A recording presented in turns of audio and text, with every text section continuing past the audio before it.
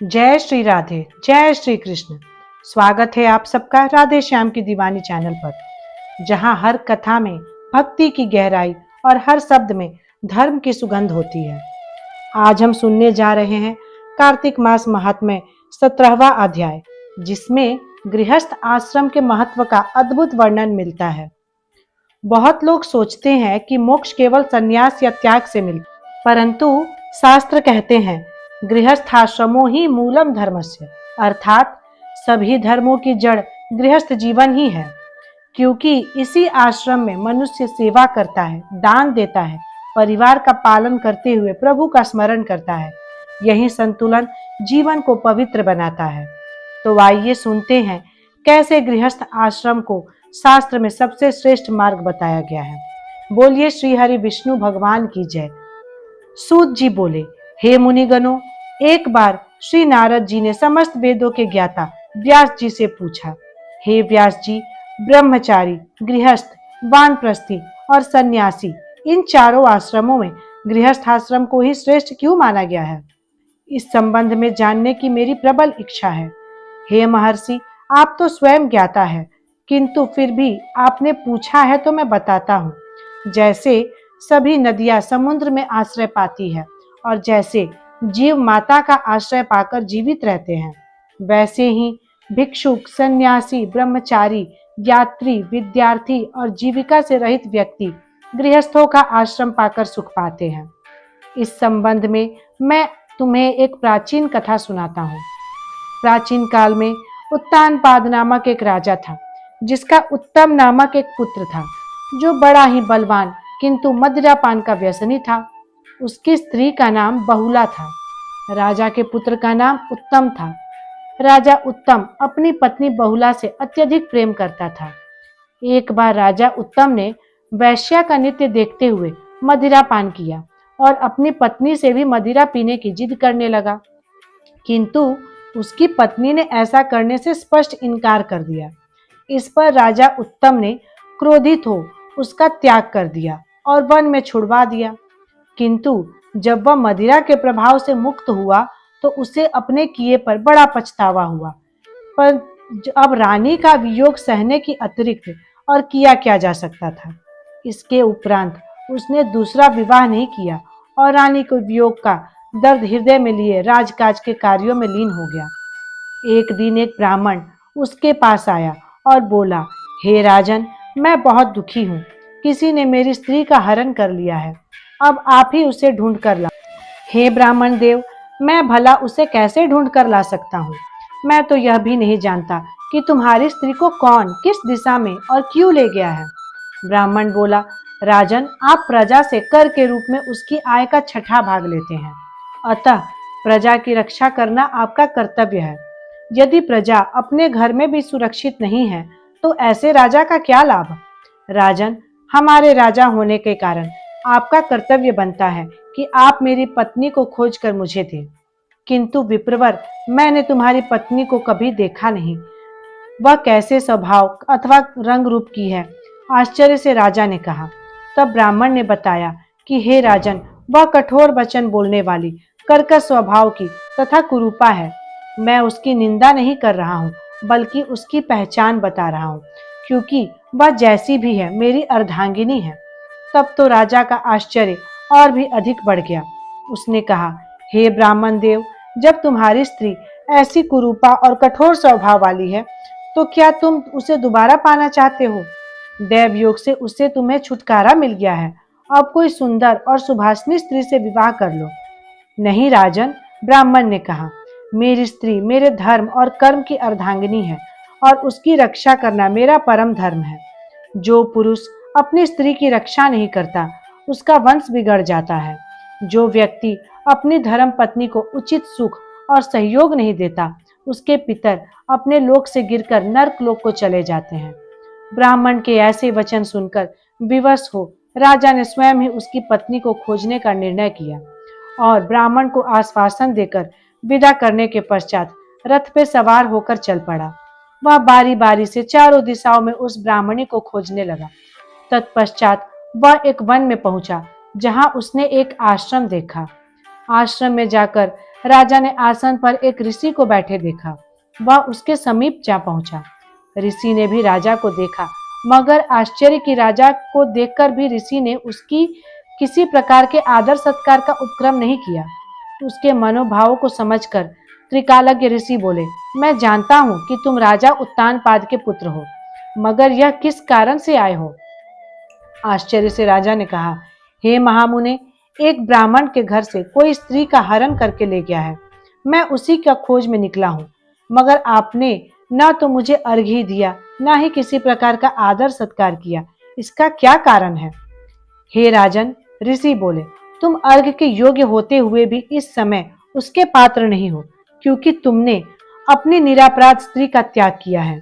यदि स्त्री का धर्म पति तन मन से सेवा और उसकी आज्ञाओं का पालन करना है, तो पति का भी कर्तव्य है वह उसका यथोचित सम्मान करे।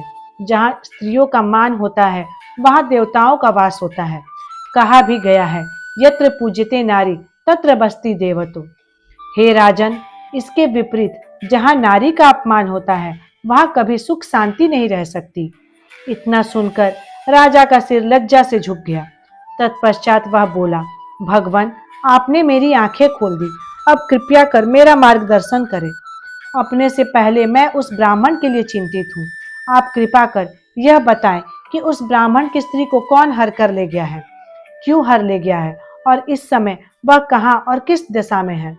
तब ऋषि ने ध्यान लगाकर बताया, हे राजन, अदिति के बालक नामक राक्षस पुत्र उस ब्राह्मणी को हर ले गया है।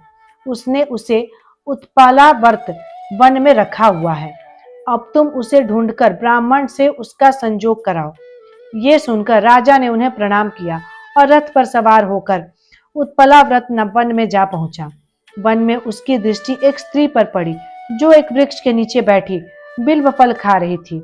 उसका रंग, रूप और नयन नक्श ठीक वैसे ही थे जैसे ब्राह्मण ने बताए थे। अतः उसे देखते ही राजा ने पहचान लिया कि यही उस ब्राह्मण की स्त्री है। उसके निकट जाकर अपनी शंका के समाधान हेतु राजा ने पूछा, हे कल्याणी, तुम कौन हो और इस वन में क्यों आई हो? हे राजन, मैं अतिरात्र की पुत्री और विलास पुत्र की पत्नी हूँ। मैं अपने घर में सो रही थी कि बालक नामक एक राक्षस ने मेरा हरण कर लिया और यहाँ ले आया। यहाँ लाने के बाद न तो उसने मुझे किसी प्रकार का कष्ट दिया और न ही मेरा सतीत्व नष्ट करने की चेष्टा की। इतना होने पर भी हे राजन, मैं अपने पति के वियोग के कारण बहुत दुखी हूँ। तब राजा ने पूछा, हे ब्राह्मणी, वह राक्षस कहाँ गया है? ब्राह्मणी ने बता दिया कि वह कहाँ है। राजा उस स्थान पर पहुंचा तो उसे देखते ही राक्षस उसके चरणों में गिर पड़ा और बोला, राजन, कहिए मेरे लिए क्या आज्ञा है? तब राजा तनिक क्रोध दर्शाते हुए बोला कि अरे दुष्ट निशाचर, तू उस ब्राह्मणी का हरण करके क्यों लाया? क्या तू उसके साथ विवाह करना चाहता है? वह तो अत्यंत कुरूप है। यदि तू उसे खाने भक्षण की इच्छा से लाया है तो भी बता। राजन, मेरे घर में अनेक रूपवती अप्सराएं हैं। उनके अतिरिक्त मैंने कभी किसी स्त्री से भोग की इच्छा नहीं की और ना ही मैं मांस भक्षण करता हूँ। मैं तो इस योनि में पूर्व जन्म के पापों का प्रायश्चित कर रहा हूँ। इस ब्राह्मणी के हरण का कारण यह है कि इसका पति राक्षसों को मारने का मंत्र जानता है। जब हम यज्ञ का अन्न ग्रहण करने जाते हैं तो वह हमें भगा देता है, क्योंकि अधिकांश यज्ञों का आचार्य वही बनता है।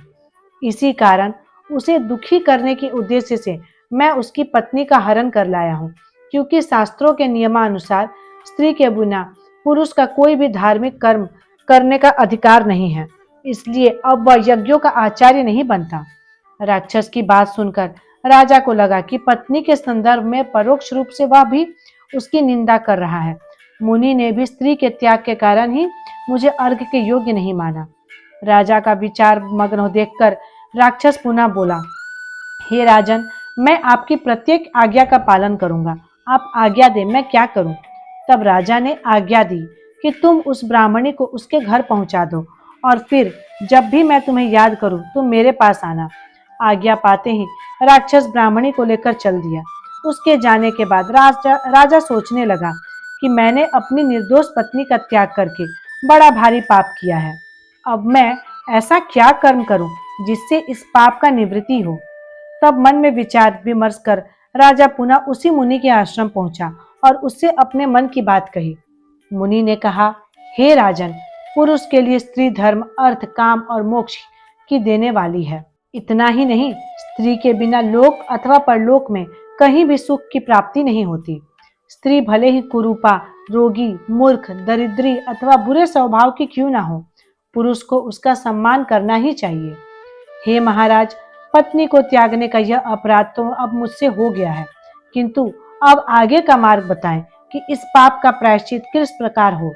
मैं ऐसा क्या कर्म करूं जिससे मुझे इस पाप से मुक्ति मिले।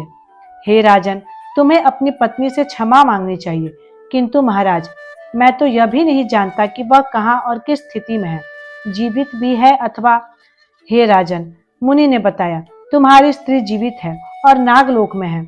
उसे अकेली वन में विचरते देख सतापात नामक नाग उसे अपने लोक ले गया, जहां उसकी नंदा नामक कन्या ने उसे घर में छिपा रखा है। तुम्हें उसे वहां से मुक्त करवाना होगा।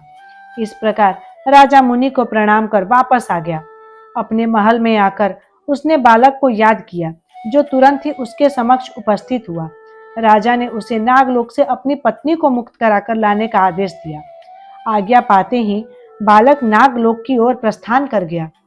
तभी अपनी पत्नी को पाकर ब्राह्मण भी राजा धन्यवाद देने आया। अपनी पत्नी को पाकर वह अत्यधिक प्रसन्न था। तभी बालक उसकी पत्नी को भी नागलोक से ले आया, जिसे पाकर राजा अत्यधिक प्रसन्न हुआ। उसने उससे अपने आचरण के लिए क्षमा मांगी और फिर दोनों ही सुखपूर्वक रहने लगे। हे राजा पृथु, इस कथा के माध्यम से मैंने तुम्हें गृहस्थाश्रम का महात्म्य सुनाया। अब यदि कुछ और सुनने की इच्छा हो सो कहो। कार्तिक मास महत्तम 17वां अध्याय समाप्त हुआ। गृहस्थाश्रम त्याग का नहीं बल्कि कर्तव्य, संयम और भक्ति का प्रतीक है। भगवान स्वयं कहते हैं कि जो व्यक्ति गृहस्थ रहते हुए धर्म पूर्वक जीवन जीता है, वही सच्चा योगी कहलाता है। जो अपने परिवार का पालन ईमानदारी से करता है, दान देता है, अतिथि का सत्कार करता है और हर कार्य में भगवान का स्मरण रखता है, वह संसार में रहकर भी मुक्त कहलाता है। सच्चा गृहस्थ स्वयं तो पवित्र होता ही है, दूसरों के जीवन को भी धर्ममय बना देता है। तो आइए कार्तिक मास के इस प्रेरणा को अपनाएं, संसार में रहकर भी प्रभु के स्मरण में लीन रहें, क्योंकि यही है सच्चा गृहस्थ जीवन और सच्ची भक्ति।